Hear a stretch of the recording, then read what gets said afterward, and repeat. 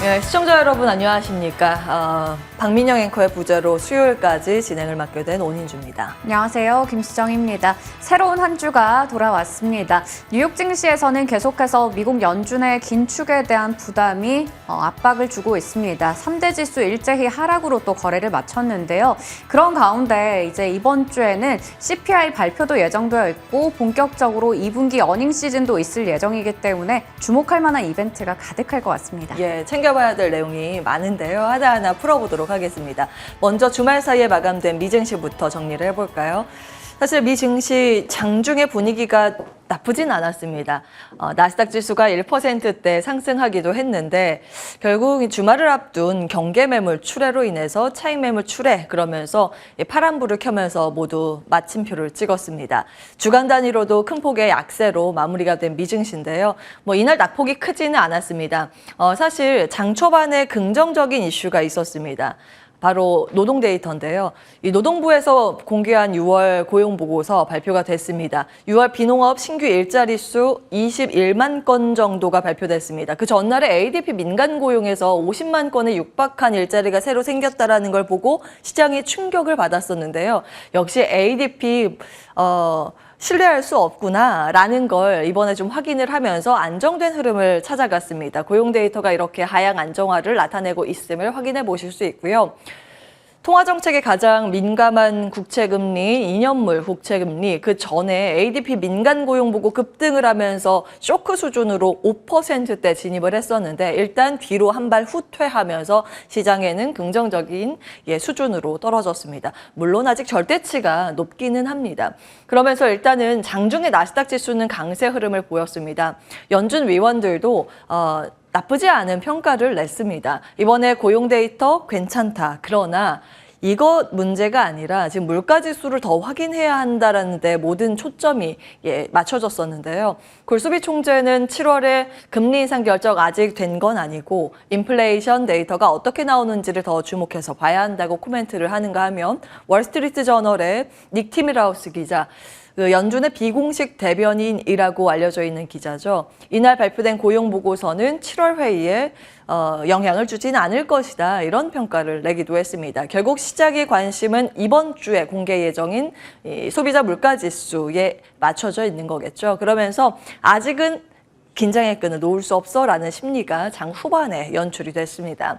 원자재 가격의 상승이 있었습니다. 일단 고용 데이터가 안정세를 보이자 달러의 약세가 나타났고요. 달러로 결제하는 원자재 가격은 역의 방향이죠. 상승세를 시현했습니다. 역의 국제유가 같은 경우에는 멕시코의 유전 지역 화재 소식이 더해지면서 급등하는 흐름, 섹터별로 봤을 때 미 증시 내에서 에너지 섹터가 가장 큰 폭의 상승세를 시현했고요. 필수 소비재와 헬스케어 섹터가 1%대의 약세 흐름을 보였습니다. 종목별 흐름 정리를 해보겠습니다. 에너지 소재 섹터의 강세, 특히 이제 원자재 쪽이 강한 모습을 확인해 보실 수 있습니다. 같은 맥락으로 고용 둔화의 움직임 속에서 고용이 안 되니 일자리가 잘 안 만들어지니 소비자들이 지갑을 닫겠구나라는 심리로 소비재가 약한 흐름을 보였습니다. 전기차 섹터는 섹터 안에서 좀 순환매가 도는 움직임입니다. 먼저 테슬라가 강세 흐름을 보였고 이날은 쉬어가는 듯 했었는데 그 바통을 리비안이 이어서 받고 있습니다. 웨드부시에서 리비안의 목표 주가를 상향 조정하면서 14% 이상의 급등세가 연출이 됐고요. 8거래일 연속 랠리 행진, 쉬어감 없이 나타났습니다. 중국 ADR 주식의 강세도 좀 이어졌습니다. 중국 금융당국에서 엔투그룹에 벌금을 한 1조 원대 정도를 부과했는데요. 사실 그동안 규제가 언제 나오는가 걱정 반, 리스크에 대한 잠재적인 부분에 주목하는 우려 반, 이렇게 시장에 내재됐었는데 드디어 악재가 나왔구나, 노출됐구나 라는 심리로 인터넷 규제 마무리가 되는구나라는 기대감으로 오히려 주가의 상승세를 이끌어냈습니다. 반도체 같은 경우에는 전체 반도체 섹터 지수 대비 좀 견고한 모습입니다. 우리 시장에 영향을 줄 만한 섹터들의 움직임은 나쁘지 않은 모습이라서 오늘 우리 시장은 소폭의 강세 출발 예상이 되고 있는데요. 필라델피아 반도체 지수는 0.01% 아주 소폭의 플러스권, 그 안에서 AI, 인공지능과 연결이 돼 있는 대표적인 주식 엔비디아와 TSMC가 1% 이상의 강세 흐름을 보였습니다. 다만 이제 중국 쪽에 공장을 가지고 있는 인텔과 마이크론은 여전히 약세 흐름 나타냈습니다. 이번 주에 두 가지 포인트 눈여겨보셔야겠습니다. 한 가지는 앞서 말씀드린 소비자 물가지수 CPI 발표 일정입니다. 우리 시간으로는 이번 주 수요일 밤에 공개 예정인데요. 아무래도 헤드라인 수치는 이제 3%대 진입할 것으로 관측이 되고 있기 때문에 나쁘진 않습니다만 문제는 근원 CPI입니다. 아직까지 5%대 점쳐지고 있습니다. 변동성이 큰 에너지와 음식 물가를 제외한 나머지 물가인데요. 계속적으로 고정적으로 나가야 되는 가장 큰 비중을 차지하는 주거비의 하락세가 좀 연출이 되어야 이 CPI가 근원 쪽까지 잡힐 텐데 아직까지 그러진 못하고 있기 때문에 시장에 좀 우려감이 내재되어 있는 상황입니다. 그리고 블랙아웃 들어가기 전에 FOMC 개최되기 전에 연준 위원들은 또 블랙아웃 기간에 말을 할 수 없죠. 바로 그 직전에 CPI가 공개되기 때문에 이와 관련해서 이제 시장에 좀 좋지 않은 영향을 줄 만한 발언들이 쏟아질 것으로 보이기 때문에 이런 것들이 이제 경계감으로 꼽히고 있습니다. 그리고 이제 미국도 어닝 시즌에 돌입을 하게 되는데요. 미국은 가장 먼저 이 스타트를 끊는 건 금융 섹터입니다. 금융 섹터에 시장의 이목이 집중될 것으로 보입니다. 자, 이렇게 이제 미증시에 대해서 먼저 체크를 해봤습니다. 국내 증시 넘어갈 텐데요. 사실 국내 증시 같은 경우에는 여러 가지 섹터별의 움직임이 좀 갈리고 있는 그런 모습이죠. 네, 맞습니다. 국내 증시 섹터들 자세하게 다뤄보기 전에 먼저 지난주 금요일의 마감 상황부터 정리해 보려고 합니다. 네, 한판 정리로 좀 준비를 해봤습니다. 지난주에는 우려의 부담의 악재가 혼재되어 있었습니다. 안 좋은 건 다 같이 겹쳐진 하루였다라고 볼 수 있겠는데요. 워낙에 앞서 짚어주셨듯이 미국에서 이 고용지표가 잘 나오면서 오히려 긴축에 대한 부담이 커졌죠. 그런 상태에서 기관이 국내 증시에서 폭풍 매도세를 나타냈습니다. 국내에서는 일부 새마을금고 관련된 이슈까지 나오면서 투자 심리 자체가 좋지 못했었는데요. 이에 코스피 지수가 2,520선까지 후퇴하는 상황이 벌어졌습니다. 1% 이상 하락으로 거래 마쳤고 코스닥 지수도 역시나 부진한 상태로 거래를 마감했습니다. 업종별로 봤을 때도 대부분 시가총액 대형주들이 부진했다라고 볼 수가 있겠는데요. 반도체, 자동차, 제약바이오, 건설, 항공, 해운주까지 모두 다 좀 부진한 하루가 되겠습니다. 삼성바이오로직스가 4% 이상 밀렸고요. 그리고 한미약품 같은 경우에도 2분기 부진한 실적을 전망하면서 주가가 부진한 모습을 나타냈습니다. 그리고 이 삼성전자가 아무래도 잠정 영업이익이 6천억 원 정도를 기록하면서 그래도 워낙에 낮아져 있던 시장의 예상치보다는 괜찮게 나왔지만 워낙에 이 95% 정도 감소, 그러니까 전년 동기 대비해서 상당히 부진하게 나오면서 주가가 7만 원이 붕괴됐고요. 외국인들의 매물도 함께 출회가 됐습니다. 그리고 GS건설 같은 경우 검단 아파트 재시공 결정한다라는 소식 나오면서 비용 부담에 대한 우려가 작용하며 52주 신저가를 기록했고요. 이날 전체적으로 건설 업종들의 부진함을 이끌었습니다. 그리고 혼조 양상을 보였던 쪽이 있는데요. 2차 전지와 철강 방산 쪽에서는 일부 종목들은 상승부를 켜기도 했습니다. 2차 전지 쪽에서 애경케미칼이나 금양 같은 종목들은 12%, 13% 각각 올랐고요. 그리고 포스코홀딩스가 2% 정도 상승, 방산주에서도 한화시스템 등등의 종목들 일부가 오르기도 했습니다. 그리고 특히나 강했던 쪽은 조선주가 될 텐데요. 저희 시간에 조선주 브리핑 지난주에도 다뤄드렸고 여러 차례 언급해 드렸던 쪽이죠. 수주에 대한 기대감이 여전히 긍정적인 영향을 주면서 한화오션 같은 경우 6% 정도의 강세, HSD 엔진 같은 기자재 쪽도 상승부를 강하게 켰습니다. 자, 그리고 반도체와 IT 업종이 앞서 전반적으로 하락했다라는 부분 짚어드렸는데요. 그러는 와중에도 터치 패널이나 반도체 장비주들은 좀 강한 모습을 나타냈습니다. 특히나 TFE 같은 종목이 또 한 번 최고가를 경신했는데요. 5월 22일에 잠시 후에 또 이어질 공방 시간에 또 나종식 위원님께서 제시해 주셨던 종목이기도 해서 오늘 또 시간이 된다면 AS 부탁드리도록 하겠습니다. 그리고 메타의 SNS 스레드가 굉장히 인기가 많습니다. 저도 주말 사이에 이걸 한다고 시간이 꽤나 많이 갔던 것 같은데요. 이 열풍 속에서 금요일장에서도 플레이디와 와이즈버즈가 상한가로 마감을 지었습니다. 이렇게 국내 증시 한판 정리를 좀 해봤고요. 이 중에서도 방산주 얘기 드려보려고 합니다. 앞서 좀 상승하는 종목, 하락하는 종목이 혼재돼 있었다라는 부분 얘기 드렸는데 반은 오르고 반은 내렸습니다. 하지만 그래도 이 하락장 속에서 눈부신 종목들이 있었는데요. 덕산 하이메탈과 하나오션 같은 경우 장중에 신고가를 새롭게 쓰기도 했습니다. 이날 아무래도 좀 눈길을 끌었던 건 하나오션이 되겠죠. 예전에 대우조선해양이 하나오션으로 사명을 변경했죠. 이 하나오션은 10년 만에 대규모 시설 투자를 한다라는 소식이 전해졌습니다. 장중에 52주 신고가를 썼고요. 그리고 크레인 2기 실내 공장의 건립과 군함 전용 조립 공장도 추진한다라는 소식인데요. 군함의 건조 경쟁력 강화를 위해서 10년 만에 투자를 하겠다라는 소식이 굉장히 반갑게 작용하는 하루였습니다. 방산주들은 앞으로도 모멘텀이 가득해서 좀 일정들을 정리해 봤는데요. 윤석열 대통령이 폴란드에서 이제 또 방문을 할 예정인데 여기서 수주 잭팟을 터뜨릴까에 대해서 많은 관심이 집중되고 있습니다. 정경련에 따르면 13일부터 15일까지 한국과 폴란드 수교 35주년을 기념해서 폴란드에 경제사절단이 파견이 되는데요. 여기에는 국내 주요 방산 기업들이 함께할 예정입니다. 지난해 이미 17조 원 규모의 무기 공급 계약을 내세웠었는데 이때 따냈던 건 무기 공급 계약이었거든요. 이번에는 이외에도 방산 수주 계약 등 여러 가지 분야에서 지난해 성과를 훨씬 더 뛰어넘는 수출 계약이 체결될 가능성이 높은 것으로 보입니다.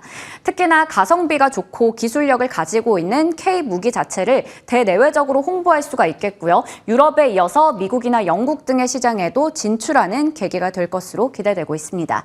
작년에 K방산 수출 성적표를 본다면 173억 달러, 약 23조 원 가까이 되면서 역대 최대치를 기록했었는데요. 이때 수출을 했던 품목은 이렇게 됩니다. 그런데 여기에다가 이제 노르웨이나 칠레, 페루 등등에도 역시나 마찬가지로 수주 계약들을 맺으면서 성공적인 성과를 내세우기도 했었죠. 이때 당시에 이제 수출국의 다변화도 있었고요. 품목도 다변화를 했었는데 올해는 어찌됐든 이거보다 훨씬 더 좋은 성적이 기대가 되는 상황입니다. 지금까지 잘 해왔죠. 그리고 앞으로도 기대가 된다라는 부분을 좀 정리를 해봤는데요. 하나 에어로스페이스와 현대 로템 같은 경우에는 당장에 이번에 있을 폴란드 방문에서 25조 원 규모의 2차 계약 협상의 마무리가 전망이 되고 있습니다. 품목들은 이렇게 체크해 볼 수 있겠고요. 현대 로템 같은 경우에는 폴란드 이외에도 최근에 호주에서도 1조 2천억 원 규모의 전동차 공급 사업을 따내기도 했습니다. 그리고 하나오션 같은 경우 폴란드 군 당국에서도 이제는 좀 잠수함 도입을 검토하고 있다라는 소식이 전해지면서 하나의 특별한 호재로 작용하고 있는 거고요. 이외에도 캐나다 군 당국도 최대 12척의 잠수함 도입 사업을 추진하고 있는데 한국에서는 하나오션이 입찰을 진행 중인 것으로 알려졌습니다. 마지막으로 한국항공우주 볼 텐데요. 지난해에도 이미 폴란드와 함께 이 경공격기 48대 수출 계약을 체결했었는데 여기에 이어서 이번에는 항공정비센터 설립 등 추가적인 협력도 기대가 되는 상황입니다. 하이투자증권에서는 지난해 유럽의 각국에서 방위비를 늘리고 무기 수출 계약 등 여러 가지 부분에서 투자를 하는 것이 보였는데 이걸 전부 다 미국 같은 이런 선도 업체가 다 하기에는 좀 부족하다, 어렵다. 그렇기 때문에 이러한 반사이익들이 한국에 이어질 수 있다는 부분을 짚고 있었습니다. 이렇게 K방산에 대해서 관심을 계속해서 가질 필요가 있겠죠. 독보적인 K방산주라고 좀 정리를 해봤는데요. K방산주가 7월 들어서도 굉장히 좋은 흐름을 나타내고 있고요. 상반기에도 하나오션은 100% 이상, 하나에어로스페이스는 73%나 상승하는 모습을 나타냈습니다. 지금 보시면 미국의 방산주들은 금요일에 일단은 하락으로 거래를 마쳤고요. 올해 그리고 상반기뿐만 아니라 그렇게 좋지 못한 흐름을 나타냈는데 K방산주들은 그에 비해서 독보적인 상승률을 나타내고 있습니다. 지난해 수주 잔액이 100조 원을 돌파했고 올해도 수주 신화를 쓸 것이다라는 이야기도 4월에 브리핑 통해서 전해드린 바 있습니다. K방산주의 하반기 전략을 좀 짚어보고요. 또 지금 K드론에 대한 인기도 굉장히 높은 상황이죠. 대한민국의 드론 기업의 해외 진출을 확대한다라는 내용의 보도자료가 나왔는데요. 주말 사이에 전해졌습니다. 10월까지 4개국에서 현지 드론 로드쇼를 개최를 하기 때문에 여기서도 K드론의 기술력을 한 번 더 자랑할 수가 있겠죠. 그리고 지금 아무래도 전쟁에서 이 안티 드론이 하나의 게임 체인저로 좀 부각이 되고 있는 상황인데요. 이 안티 안티드론 시장 자체가 급성장하고 있습니다. 군에서는 지금 북한의 드론이나 무인기에 대응하기 위해서 대드론이라고 하죠. 이 안티드론 시스템 구축 사업을 진행을 하는데 여기서 뭐 레이더라던가 여러 가지 장비를 사들일 예정이라고 합니다. 그 규모가 486억 원 정도가 된다고 하고요. 국내에서는 한화 시스템, LIG 넥스원이 여기에 이제 수주 전쟁을 펼칠 것으로 예상이 됩니다. 이외에도 현대 위아나 S1 같은 경우에도 참여를 고려하고 있는 것으로 알려졌습니다. 하나 시스템과 LIG 넥스원 같은 경우에는 이미 지금 드론의 복합 방어 체계 솔루션을 갖추고 있기 때문에 더 주목이 되고요. 관련해서 좀 이렇게 성능들은 체크해 보시면 좋을 것 같습니다. 이 안티드론 관련주들 지난주에도 이미 좀 부각을 받았었는데요. 보시는 것처럼 코콤이나 STX, 덕산 하이메탈, DTNC 등등의 종목들이 있으니까요. 참고해 보시면 좋을 것 같습니다. 자, 마지막으로 산업 뉴스 좀 준비해봤습니다. 앞서 전해드렸던 내용인데요. 윤석열 대통령이 10일부터 15일까지 나토 폴란드 순방 일정을 가집니다. 4박 6일 동안 또 바쁘게 진행이 될 예정인데 나토와 함께 사이버 안보나 신흥기술 등 11개 분야의 협력 제도화가 있을 예정이고요. 여기서 또 이제 방산이나 원전, 인프라 등에 대한 이야기가 나올 것으로 보이기 때문에 관련주들 주목할 필요가 있겠습니다. 그리고 한국과 일본의 정상회담이 진행될 예정인데 후쿠시마 오염수 관련된 논의가 있을 것으로 보입니다. 다음으로 현대기아차인데요. 지금 미국 전기차 시장 점유율 2위를 당당하게 기록하고 있는 만큼 자동차 그리고 전기차, 자동차 부품주에 대한 관심도 끊이지 않을 것으로 보이고요. 세 번째로 MSCI 8월 전기 변경을 앞두고 에코프로 등이 유력한 후보군으로 거론이 되고 있는데 지금 보시는 것처럼 JYP나 한화오션, 현대로템 같은 경우에는 기준치에 약간 아슬아슬하게 좀 닿을 것으로 보이기 때문에 이 부분은 꾸준히 지켜볼 필요가 있을 것 같습니다. 자, 마지막으로 스레드가 될 텐데요. 저도 스레드에 이제 첫날부터 가입을 해서 굉장히 금토일 동안 열심히 활동을 했던 것 같은데 서비스 첫날에 3천만 명의 가입자 수를 기록했는데 7일 기준으로 봤을 때는 무려 7천만 명을 돌파했다라는 소식이 전해졌습니다. 이런 폭발적인 인기 속에서 스레드 관련주가 하나의 또 테마주를 형성하고 있죠. 플레이디나 와이즈버즈, 모비데이즈, FSM 뭐 등등의 여러 가지 종목들이 있는데요. 시간이 된다면 산업 뉴스에서 언급된 부분들까지 전략 세워보도록 하겠습니다. 예. 궁금하긴 했어요. 제가 이제 소셜미디어를 하지 않아서 네. 스레드를 써보진 않았는데 어때요? 그 트위터랑 유사하다고 하던데. 굉장히 짤 같은 걸 많이 올리고 엽사 같은 걸 많이 올리게 되는 공간인 것 같습니다. 그렇군요. 네. 근데 지금 이게 워낙 이제 미국 내에서 선풍적인 인기를 끌다 보니 트위터 쪽에서 소송을 걸겠다고 맞아요. 예고를 하고 네. 있더라고요. 근데 앞으로 어느 정도 영향력을 미국 내에서 끼치게 될지 그에 따라서 사실 실질적인 수혜주라기보단 테마주에 가깝지만 시세가 어디까지 나올 수 있을지가 하나의 관전 포인트일 것 같습니다. 자, 산업 뉴스까지 체크를 해봤고요. 이제 전문가 모시고 이 구체적인 투자의 전략들 세워보도록 하겠습니다.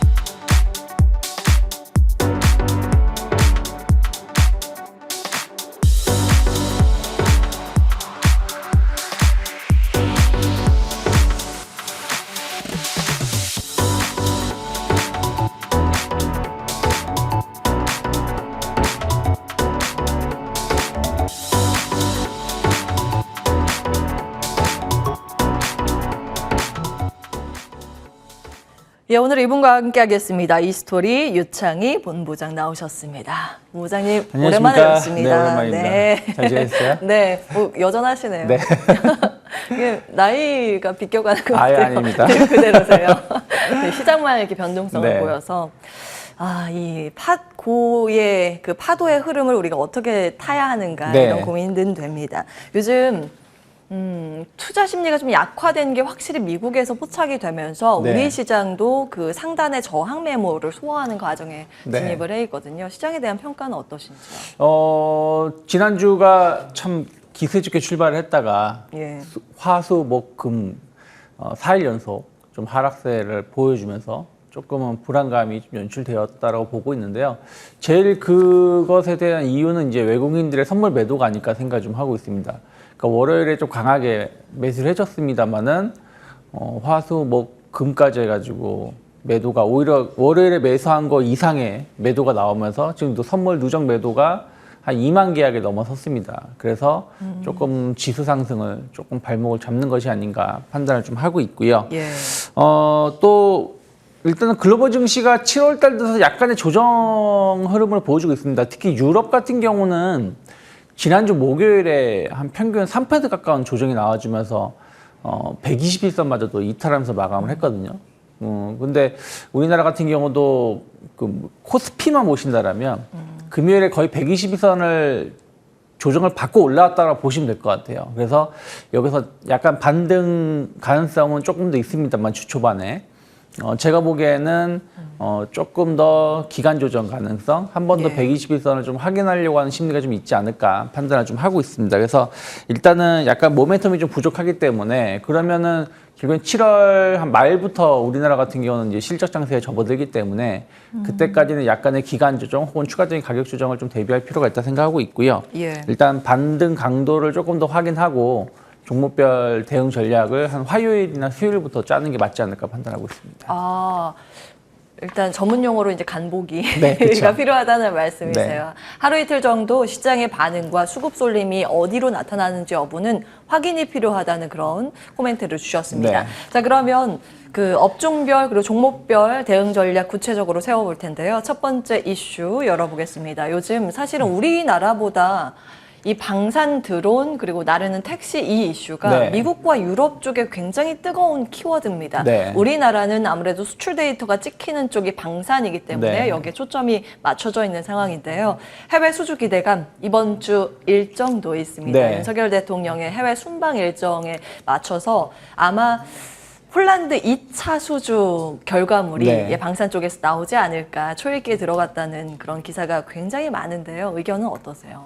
근데 어쨌든 해외 순방 지금 이제 가시는 거죠? 예. 네, 그리고 경제 이제 사절단, 네, 사절단 같이 가는 총출동. 거고 예. 지금 폴란드에 대한 어떤 기대감이 높은 것 같아요. 추가적인 이제 수주 모멘텀이 얼마 나올지 특히 이제 러우 전쟁이 거의 이제 막바지인지 아닌지는 잘 모르겠습니다만은 막바지에 들어갔다라는 인식이 좀 있는 상황에서 얼마나 수주가 더 들어올지 여부가 좀 촉각을 좀 세우고 있다라고 판단하고 있고요. 일단은 하지만 러우 전쟁이 끝난다고 해서 이 지정한 리스크가 끝나는 것인가 그건 아니라 생각을 좀 하고 있습니다. 그래서 뭐 중동 리스크도 있고 예. 또 중국발 중국 대만 간의 어떤 리스크도 있고 또 러우 전쟁이 당장 끝난다고 말할 수도 없는 부분들이다 보니까 이런 지정한 리스크는 상당히 좀 오래 지속될 가능성이 높지 않을까 판단을 좀 하고 있습니다. 그래서 우리나라 뭐 방산 기업들은 그전에도 한번 말씀드렸습니다만 최소 뭐 한 1, 2년 이상 많게는 뭐 한 4, 5년 정도의 수주 잔고를 지금 확보해 놓은 상황에서 그것이 이제 순차적으로 공급이 되다 보니까 매출을 좀 잡힐 수 있다라고 보고 있습니다. 그래서 2분기 실적도 나쁘지 않을 것 같다라고 생각을 좀 하고 있고요. 또 6월 달에 한번 크게 상승하고 나서 약간의 좀 조정이 좀 있었습니다. 예. 그래서 다른 섹터 대비해서는 또 가격적인 부담감도 좀 덜한 부분들이 좀 있고요. 또 개별 이슈들도 좀 있는 거 본다라면 만약에 지금 방산주를 좀 보신다라면 그냥 기술적으로 좀 나쁘지 않아 보이는 게 하나 시스템이 아닌가 판단을 좀 하고 한화 있습니다. 시스템. 예. 한 2달 정도 행보하다가 좀 고점 돌파를 좀 시도를 좀 하고 있다 생각하고 있고요. 또 현대위아 같은 경우는 지난주에 약간 이슈도 좀 있었다라고 보고 있는데 이런 방산 사업부가 조금 개선될 수 있다는 기대감들이 긍정적으로 보고 있고요. 또 하나는 자동차 부품 관련해서 전동화 관련해 가지고 현대기아가 상당히 좋은 실적을 기대하고 있기 때문에 이런 부분들도 현대위아가 조금은 그 바닥 탈피에 대한 어떤 기대감들이 좀 형성되어 있다라고 보고 있습니다. 그래서 조정 시에는 현대위아도 상당히 그 기대가 되는 기업이 아닐까 판단하고 있습니다. 그러니까 지금 상대적으로 레벨단이 고가보다 다른 종목에 비해서 조금 그 아랫단에 위치한 종목들에 더 주목을 하시는 것 같아요. 네, 꼽은 왜냐하면 종목, 두 종목. 예. 그전에는 제가 하나 에어로스페이스라든지 현대위아 같은 기업들을 많이 말씀을 드렸는데 조금 이제 그 이후에 좀 많이 올라온 부분들이 좀 있고요. 예. 그리고 지금 시장에 대해서 약간의 좀 조정 가능성을 좀 대비하고 있기 때문에 좀 고점에 있는 종목을 보는 게, 원래는 고점에 있는 종목을 더 보는 게 맞는데 예. 아직 실적 기대감이 좀 덜 반영된 기업들, 이런 기업들을 예. 지금은 조금 더 공략해보는 게 좋지 않을까 판단하고 있습니다. 예, 사실 전체적으로 시장 분위기가 좋고 유동성이 풍부하다 네. 그러면 사실 달리는 말이 더 그쵸. 가는 경향이 있습니다. 네. 그래서 신고가 매매법이라는 기법이 또 따로 있을 그쵸. 정도로 그렇지만 지금 시장은 조정을 대비해야 하기 때문에 레벨 부담이 적은 종목 위주로 골라야 한다라는 팁을 주셨습니다. 방산 관심주로 현대위아와 한화시스템 두 종목 찍어주셨고요. 드론 네. 궁금합니다. 이제 안티드론에 대해서 정부가 시스템 구축 사업에 돌입을 한다라는 그런 보도가 나오고 있습니다. 사실상 안티드론도 이런 방위 산업, 안보와 관련돼 있는 섹터이긴 한데 의견은 어떠십니까? 그 드론 관련된 섹터를 쭉 봤어요. 이슈들은 상당히 좋은 뉴스들이 좀 해외에서든 국내에서든 조금씩 나오고 있는 것 같은데 예. 기업들을 좀 돌려봤는데 아직까지는 모멘텀이 좀 그렇게 많은 것 같지는 않습니다. 그래서 지금 드론 관련된 종목군들을 투자를 하기에는 워낙에 지금 우리나라 같은 경우는 성장주가 뭐 AI도 있고 반도체, 뭐 최근 또 지난주 같은 경우 2차전지가 상당히 강했거든요. 예. 그러다 보니까 드론 쪽에 대해서는 아직은 조금은 관심도가 좀 떨어져 있지 않을까 판단하고 있습니다. 그래서 약간 이슈가 좀 확인됐을 때 접근해 예. 보는 게 맞지 않을까 판단하고 있습니다. 요즘 베셀 같은 이 드론 테마주는 왜 이렇게 급하게 간 거예요? 뭐 약간의 이제 일부 이슈가 이제 있으면서 움직임이 나오는 건데 또 그것을 또 지금 진입하기에는 조금은 그러니까 약간 테마성을 움직이는 부분들이기 맞아요. 때문에 네. 조금 부담스럽지 않을까 판단하고 있습니다. 알겠습니다. 실체가 있는 종목 위주로 추려갈 필요가 있다. 숫자가 찍히는 기업이라는 키워드 기억을 하면서 다음 이슈 보겠습니다. 창의스픽 오늘은 자동차 부품주에 주목을 하십니다. 수익성 더 좋아질 섹터인가요? 네, 저는 자동차 부품주들에 대해서 계속 관심 있게 봐야 된다 생각을 좀 하고 있어요. 예. 현대기아가 그 IRA 때문에 뭐 피해를 입을 수 있다라고 평가를 받지만 결국엔 미국 시장에서도 GM이라든지 포드를 제치고 두 번째로 많은 전기차를 판매를 했습니다. 물론 근데 테슬라하고 비교해 보면은 상대가 안 되죠. 네. 현대기아가 판매가 된 게 한 38,000대가 36,000대이기 때문에 순수 전기차로 그렇죠. 순수 예. 전기차로만. 근데 테슬라하고 비교해 보면 뭐 10분의 1 정도 수준이라서 이게 뭐 대단한 거냐 생각하실 수 있겠습니다만은 어찌 되었든 3, 4위로 밀리지 않았다라는 게 상당히 중요하다라고 판단하고 있습니다. 그러면 전기차로 갈수록 또 중요한 거는 최근에 그 현대기아의 영업이익률이 예전에는 마진이 낮았었는데 지금은 한 10% 이상 나오고 있어요. 그러면 결국엔 부품사들도 마진을 좀 높여줄 수 있는 부분들이 좀 있거든요. 예. 그러다 보니까 부품사들이 좀 주목을 받으면서 지난주에 강했었다라고 보고 있습니다. 예. 특히 이제 그 SL 같은 경우는 헤드램프가 이제 LED로 좀 변환이 되고 있는데 이제 자료화면을 하나 준비하긴 했는데요. 소나타 기준입니다. 예전에는 이제 할로겐이라고 하죠. 그냥 전구로 갔을 때 가격이 한 5만 원 정도 했었어요. 근데 지금은 이제 LED 쪽으로 가면서 뭐 한 20에서 25만 원 정도 하거든요. 근데 이게 제네시스 브랜드로 넘어가게 된다면 한 4, 50만 원 합니다. 그러면 그만큼 상당히 같은 제품을 같은 제품은 아니지만 같은 헤드램프를 공급하더라도 단가가 다르다는 것이죠. 비싼 차는 또 다르군요. 그렇죠. 예. 그래서 그런 부분들이 수익성을 조금 더 개선시킬 수 있다 생각을 좀 하고 있고요. 또 LED로 전환되는 부분들이 작년까지만 하더라도 한 50% 이상 넘었었습니다. 그러면 앞으로 새로 나온 신차들은 계속 60, 70% 이상 나온다는 것이죠.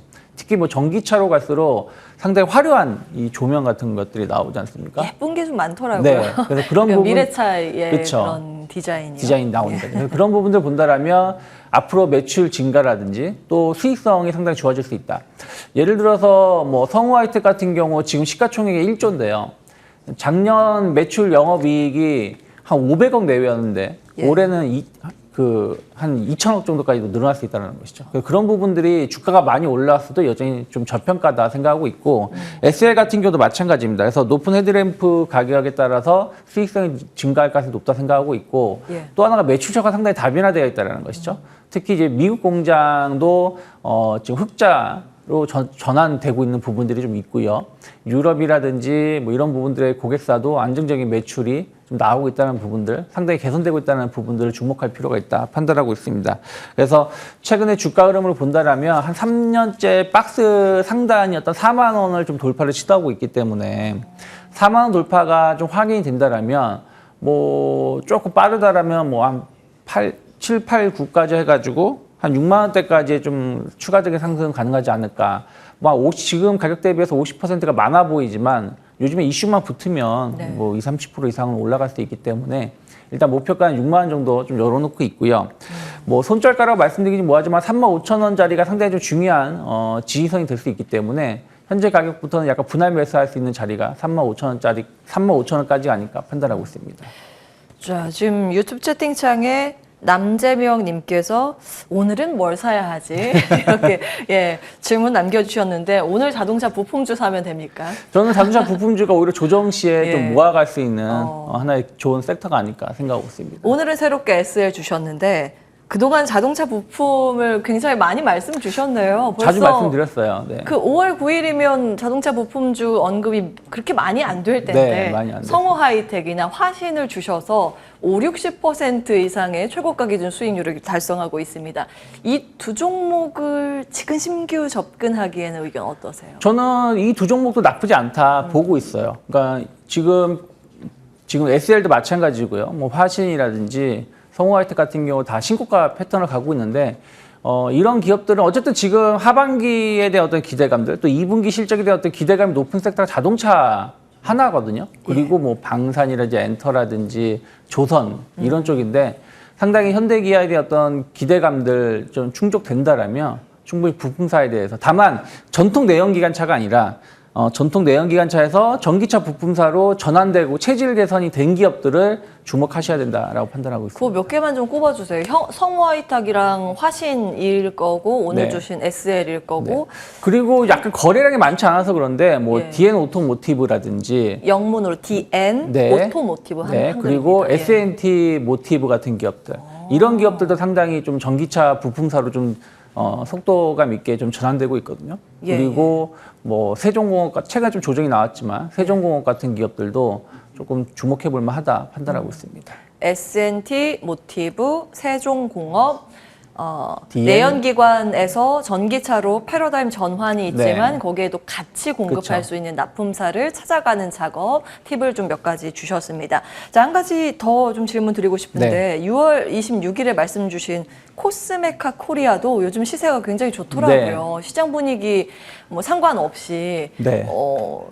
두개청청 올라가는 그런 분위기입니다. 수익률은 30% 기록하고 있는데 이런 섹터 어디까지 갈 수 있는 걸까요? 일단은 코스메카 코리아 같은 경우는 이제 화장품들도 그때도 말씀드렸던 게 약간 이제 미국향이라든지 일본 쪽 매출 비중 기업이 높은 기업들이 예. 주가 흐름이 계속 잘 나오고 있어요. 그러면 약간의 이제 굴곡은 있겠습니다만은 예. 뭐 하루 기준 당일 기준으로 한 마이너스 5% 이상의 큰 조정이 안 나온다라면 조금은 더 끌고 가신 전략이 맞지 않을까. 왜냐면 이들 기업들 보시면 막 급등으로 가는 게 아니라 최근 들어서는 예. 초반에는 급등이었다가 최근에 완만하게 올라가고 있거든요. 그래서 예. 조금은 더 상승 기조가 이어질 수, 결국엔 또 2분기 실적을 확인하고자 하는 심리가 있기 때문에 2분기 실적까지는 그럼 어떻게 8월 중순까지 되겠죠. 8월까지는 조금 더 조금씩 비중을 줄여나가면서 끌고 나가는 게 맞지 않을까 판단하고 있습니다. 지금은 조금 더 욕심을 부려도 네. 되는 이제 해외 비중이 높은 화장품주라고 네. 정리를 해볼 수 있겠습니다. 조금 전에 월봉 나왔는데 이제 고개를 드는 모습이긴 그쵸. 하네요. 월봉으로 네. 보니까 근래 단기 데이터만 보니까 그렇죠. 급해서 단기로 괜찮나 보면은 했더니 가파른데 예. 뭐 월봉이나 이렇게 보시면 아직은 뭐 엄청 올랐다고 말하기도 좀 애매한. 예, 끝날 시간이긴 한데 TLB 하나만 또 추가 질문 드려도 돼요. 그 반도체 쪽이잖아요. TLB 네. 같은 경우 DDR5 네. 대표적인 수혜주로 거론이 되고 가장 최근에 말씀을 주셨습니다. 네. 근데 반도체 요즘 좀 흔들려서 조금 괜찮을까요? 흔들렸죠. 네, 그래서 TLB를 지난주에 이제 말씀을 드렸었는데 어쨌든 이제 삼성전자 실적 발표하고 나서 조금 아쉬운, 그러니까 삼성전자가 하든 뭐 마이크론이든 예. 하이닉스도 봐야 되겠습니다만은 그 전하고 다른 패턴은 뭐냐면 그 전에는 예상보다 실망스러운 실적이었는데 업황 바닥일 수 있다 하면서 주가는 맞아요. 오히려 올랐는데 이번에는 두 기업 모두 예상보다 예상보다. 좋게 나왔어요. 예. 그런데 오히려 주가는 하락을 보여줬습니다. 특히 삼성전자는 견고하게 지켜졌던 7만 원이 무너지면서 마감을 좀 한 부분들. 예. 그래서 약간 반도체 섹터가 약간의 흔들림이 나왔는데 저는 예를 들어서 그냥 코스피 기준을 말씀드린다면 최악의 경우 뭐 2,400포인트까지 조정이 나온다고 해도 저는 건전한 조정이라고 생각을 좀 하고 있어요. 예. 그러면 어찌되었든 아직까지는 뭐 그 이후에는 또 봐야 되겠습니다만은 갑자기 여기서 2,100, 2,200으로 간다라는 뷰보다는 연말 증시가 최소 뭐 2,600이나 2,700 언저리에 현재 주가 지수에 있을 가능성이 높다라는 전망이 많기 때문에 또 많이 올라온 부분들에 따른 조정이라면 삼성전자가 지금 7만 원 좀 이탈했다고 해도 너무 걱정할 정도는 아니다. 다만 약간 조정 국면에 들어갔다라면 TLB 같은 경우도 좀 가파르게 올라왔다가 조정이 나오는 거고 최근에 뭐 HP, SP라든지 이런 기업들이 좀 흔들림이 먼저 나왔었던 걸 본다라면 약간의 흔들림은 좀 있을 수 있겠습니다만은